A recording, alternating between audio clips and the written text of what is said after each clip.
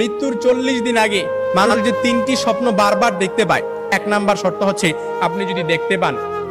আপনি যদি যে স্বপ্নটা, প্রথম নাম্বার স্বপ্ন যেটা আপনি যদি দেখতে পান যে আপনার পূর্বপুরুষ আত্মীয় স্বজন যারা ইন্তেকাল করছে তারা আপনাকে ডাকতেছে,